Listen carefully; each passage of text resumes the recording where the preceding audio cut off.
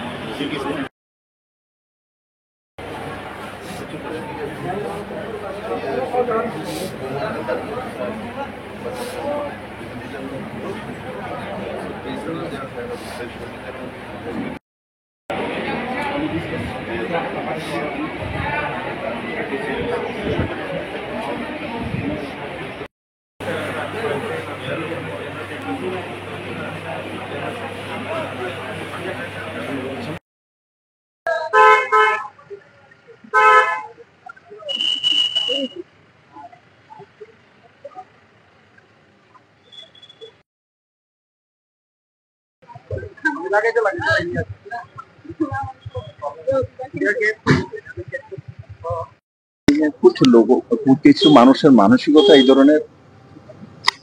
এই ধরনের মানসিকতা সম্পন্ন লোকের শাস্তি হওয়া উচিত।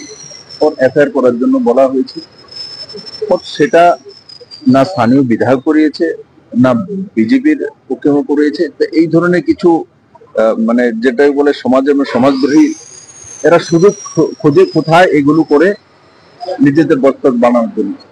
তো আমি কথা বলেছি, তো তাদের কিভাবে শাস্তি করা যায় সে বিষয়ে পদক্ষেপ নেওয়া হবে।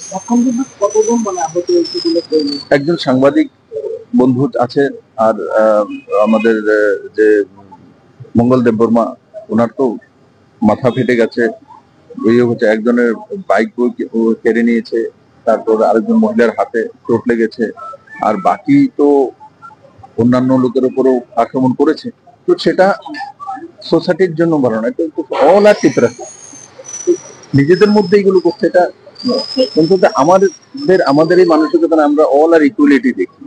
তো এইভাবে নিজেদের মধ্যে মারপিট করে মঙ্গল দেববর্মা মাথা ফাটিয়ে ওর মাথা ফাটিয়ে তো লাভ হবে কি? পাড়া প্রতিবেশী এক জায়গায় থাকে, এক মানসিকতা রাখতে হবে।